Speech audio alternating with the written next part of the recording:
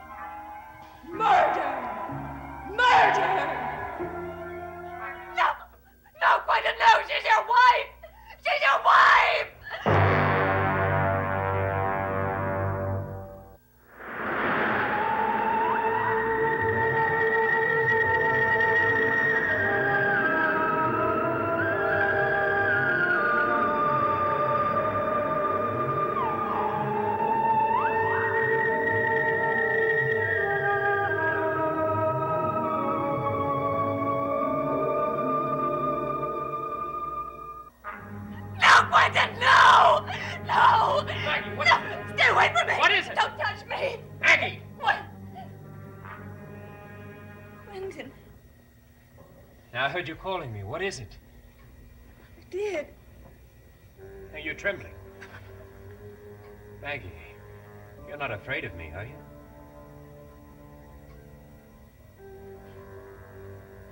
Oh, Quentin, I had a dream. It's all right. Terrible. It's all right now. I was so afraid. Now look. What about it? Tell me. It's over. I just as soon forget it. Is it something that you don't want to tell me? Of course not. It's just that I just as soon forget it. Really, it's like it never happened. You want me to stay here with you? No, you have work to do. Really, I'll be all right. Are you sure? I'm sure. All right.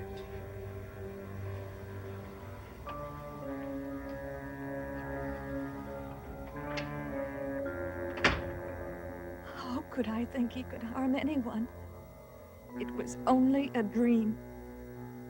He could never do a thing like that. Never.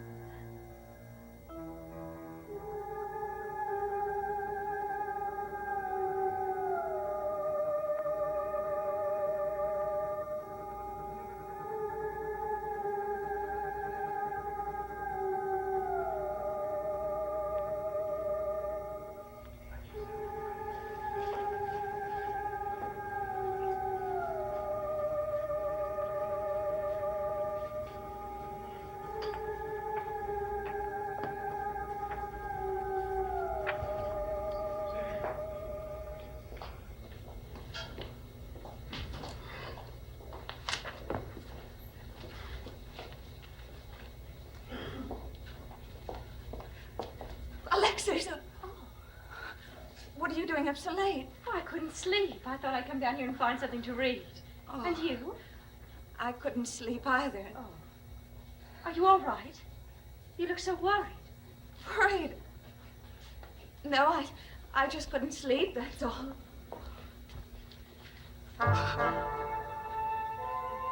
This is the table where Angelique was killed, wasn't it? Quentin was sitting here, and Angelique was sitting there. And then just before she was killed, Quentin got up, and he went over to her, and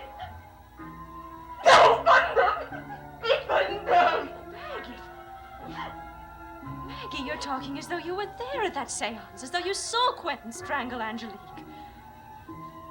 No, I had a dream. And in the dream, Quentin, he couldn't have killed her. No, He couldn't have. No, of course he didn't.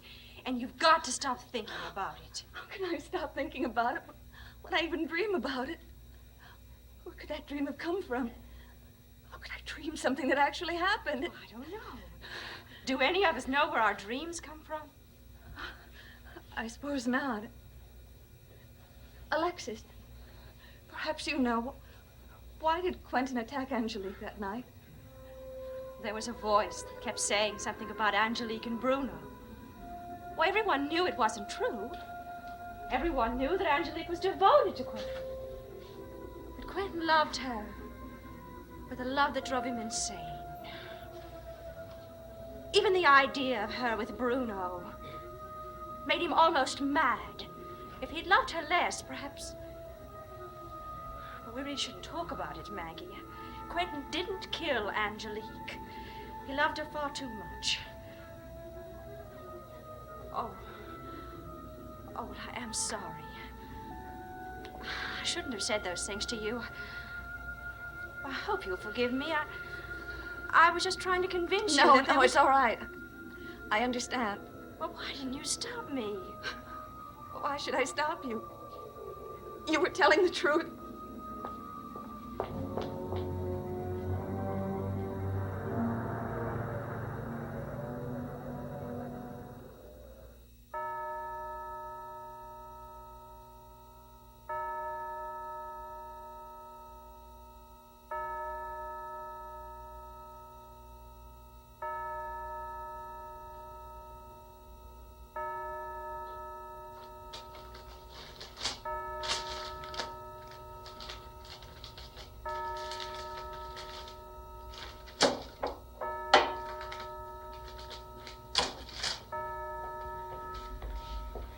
I told Elizabeth I didn't want a costume ball held this year. More does she do but send out invitations, and everybody's accepting.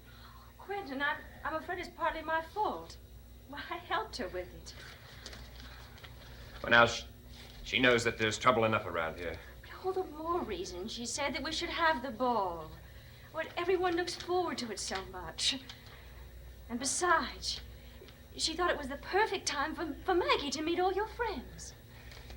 Well, I'm not so sure she's up to that. Oh? Well, she's had trouble enough, don't you think? And a party now is absurd.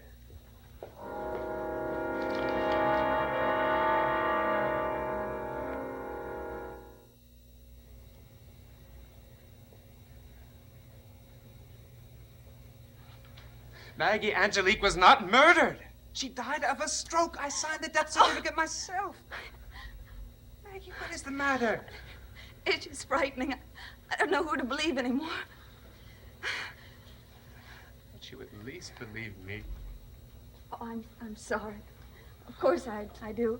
Maggie, I just hate to see you this upset. I'll be all right, really. You just been through so much. I just wish there were more that I could do. Cyrus, just talking to you has done more good than you could ever imagine. I do believe you.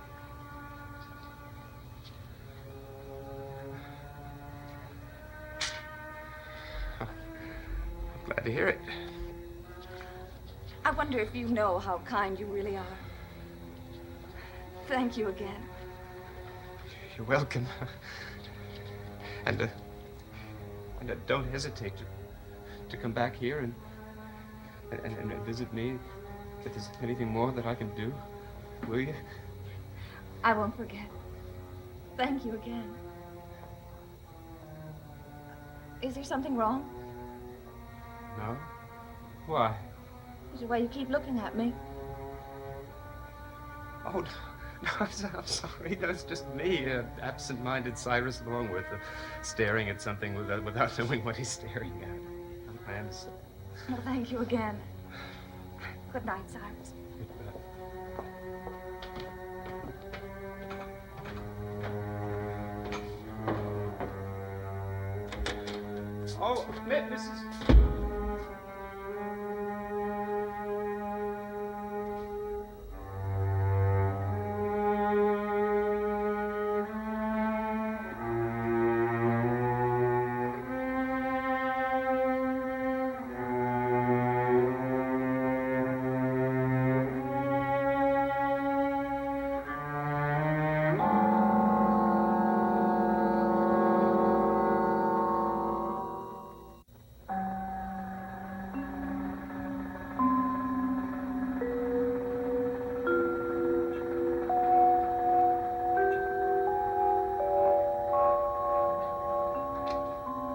You're always working and I'm always interrupting you.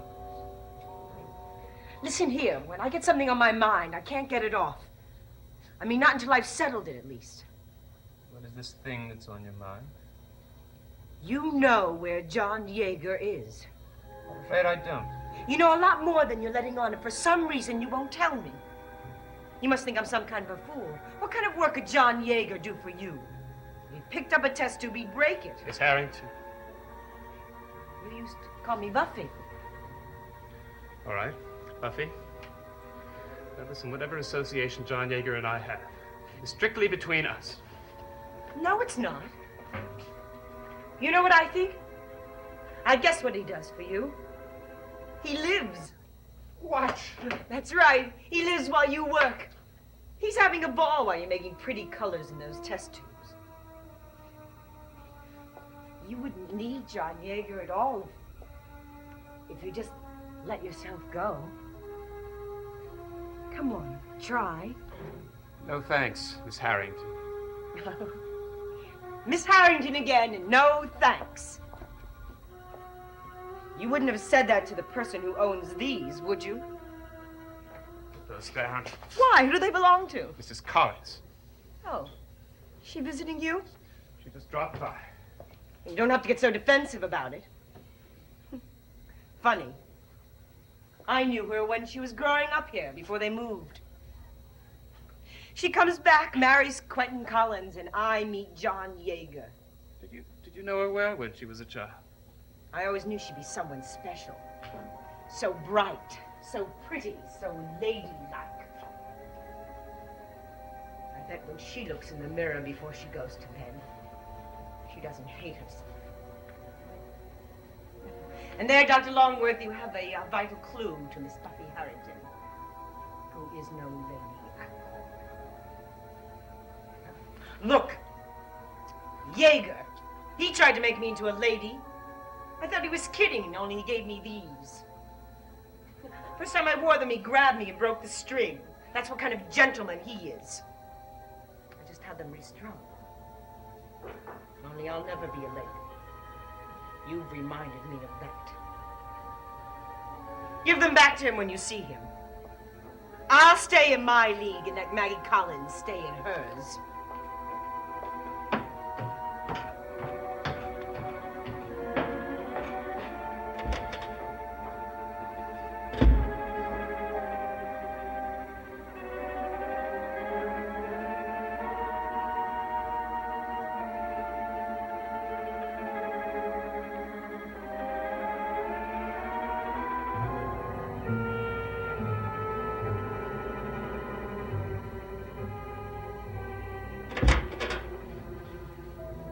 Maggie, have you seen Elizabeth? I think she's in town for the day. Coward. She's probably hiding from me. Quentin, what are you talking about? Oh, that costume ball. What? Oh, never mind. You reading this? Yes. Well, you can stop it right now. I've told you time and time again I want this subject ignored and forgotten. How can it be, considering everything that's been happening around here lately? The way you suddenly got ill and then suddenly recovered and everything else that's been happening here. Maggie, I want this obsession with the occult ended. Once and for all. And I mean it.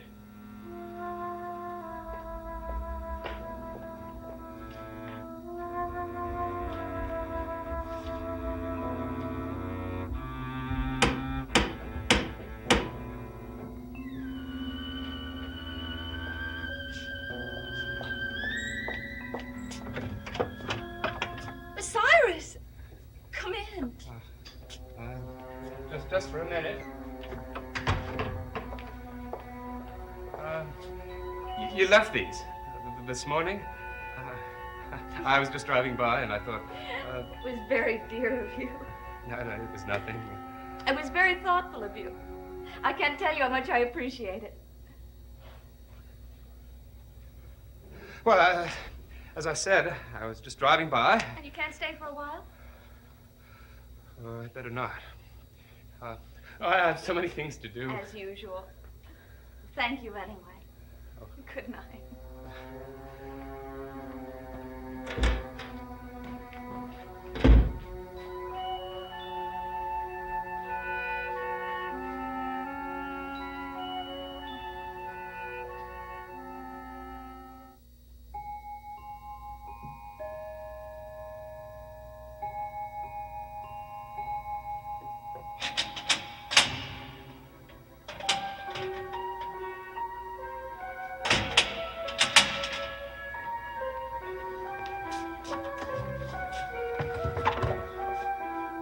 No, I mustn't. I know I mustn't. She's Quentin's wife. Quentin's my best friend. Has been all my life. But Buffy's right. So soft, so quiet, so special. What did Jaeger achieve with Buffy? Nothing. Nothing at all. But with Maggie, oh. No, I wouldn't do it. There have to be limits even for John Jaeger. No, there are no limits for John Jaeger. He would never give in so easily. He would never keep saying over and over, no, no, no. His word is yes. Nothing stands in his way. Nothing.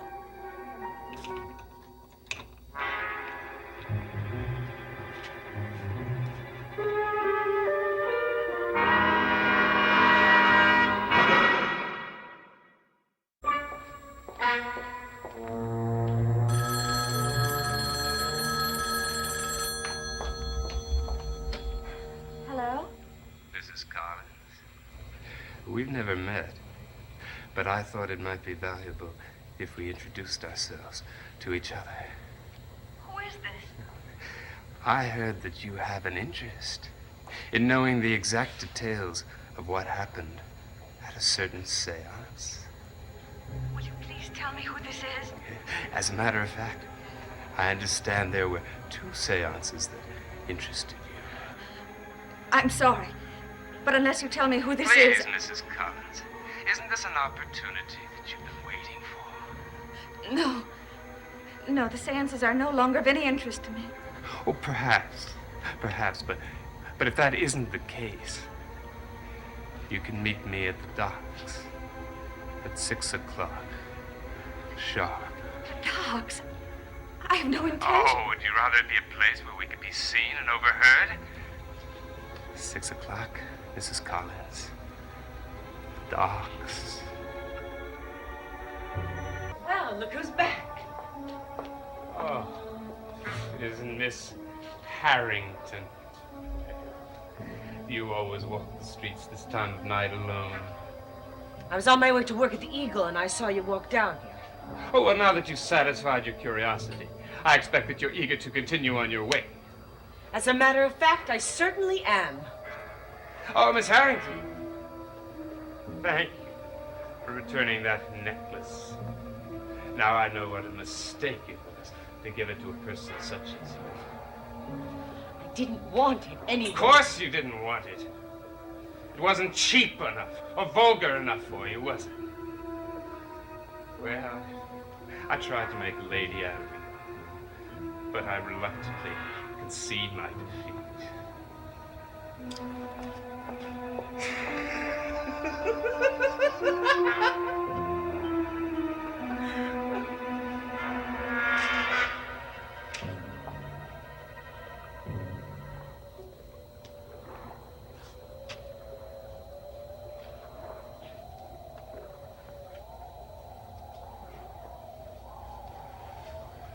Well, Mrs. Collins, good evening.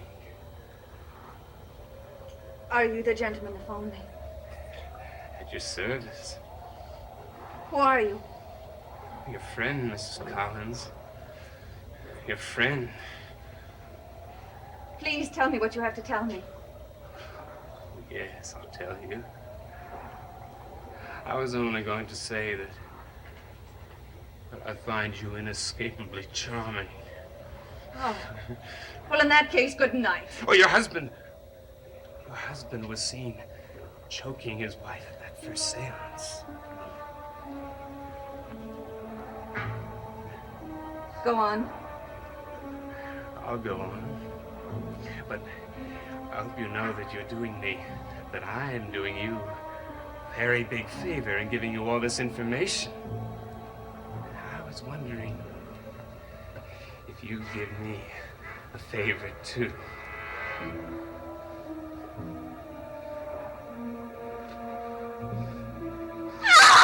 Oh,